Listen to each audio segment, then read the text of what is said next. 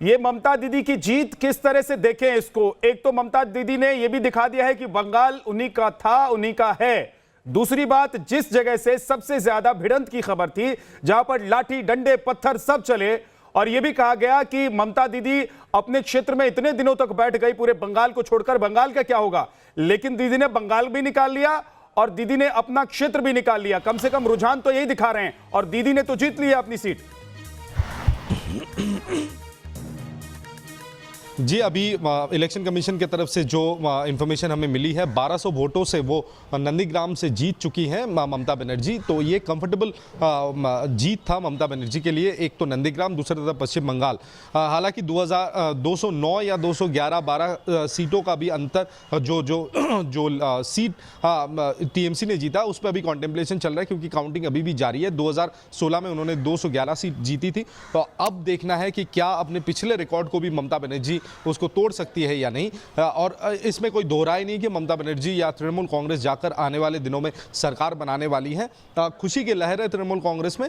लेकिन कहीं ना कहीं अगर आप बीजेपी की बात करें कि बीजेपी जिस तरह से परफॉर्म की है, शायद वो काफ़ी निराशाजनक रही है, क्योंकि जिस तरह से कैंपेनिंग हुआ है 2019 के जो रिजल्ट है उसमें जिस तरह से 18 सीट लाई थी बीजेपी, उसके बाद जिस तरह से बीजेपी का परफॉर्मेंस पश्चिम बंगाल में रहा है, वो कहीं ना कहीं बैक सीट पकड़ चुका है, ऐसा देखने को इस समय मिल रहा है। तो ममता बनर्जी अपने पर्सनल करिश्मे के सहारे वो आगे गई, और 294 सीट में ममता बनर्जी ही ऐसी एक नाम थी जो चुनाव में प्रतिद्वंदिता कर रही थी, जो लड़ रही थी, और कहीं ना कहीं ये ममता बनर्जी की ही जीत है। और ये माना जा रहा है कि मैं अभी तृणमूल कांग्रेस के एक सीनियर मंत्री, उनसे बात हो रही थी थोड़ी देर पहले, वो कह रहे थे कि 2016 के जो रिकॉर्ड है वो भी दिन के अंत में जाके उसको भी तोड़कर इस बार और भी थंबिंग मेजॉरिटी के साथ तृणमूल कांग्रेस पावर में आएगी। तो कहीं ना कहीं बीजेपी से काफी बड़ी चूक हुई थी, चाहे वो आप पोलराइजेशन की पॉलिटिक्स की बात करें, या फिर बीजेपी की जो रणनीति रही है, या फिर आप पैराशूटिंग जो बीजेपी के सीनियर लीडर्स जो पश्चिम बंगाल के बाहर से आए थे, क्योंकि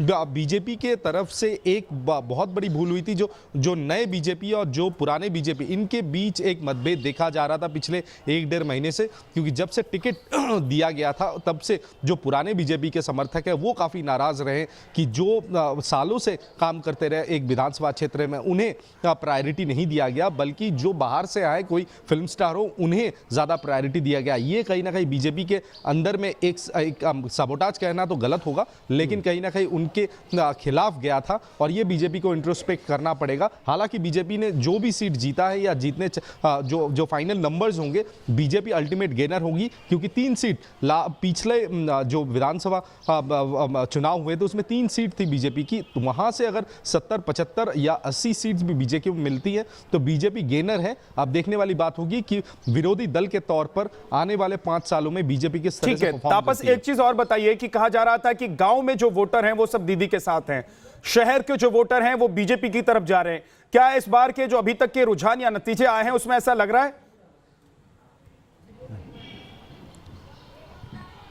जी नहीं, देखिए, अगर आप पश्चिम बंगाल के वोटिंग पैटर्न या ट्रेंड को आप ध्यान रखें तो जो अर्बन वोटर्स है वो हमेशा से पश्चिम बंगाल में जो भी सत्ताधारी पार्टी है उनके फेवर में रही है। लेफ्ट के टाइम पे लेफ्ट के फेवर में रही है, तृणमूल के समय पे तृणमूल के फेवर में रही है। और खासकर पिछले 3 चरणों की अगर आप बात करें, 6, 7 और 8, कोरोना की जो दूसरी लहर भारत में देखी गई है, कहीं ना कहीं उंगली उठाई जा रही थी आम लोगों की तरफ से कि केंद्र सरकार की विफलता है, कि इस वजह से ये इस जगह पर हम इस समय खड़े हैं। वोटिंग भी आप कोलकाता की अगर कंपेयर करें 7वें और 8वें चरण में काफ़ी कम रही है। तो कहीं ना कहीं कोरोना एक अहम भूमिका अदा किया था ये पूरे इलेक्शन में, खासकर आखिरी 3 चरणों में।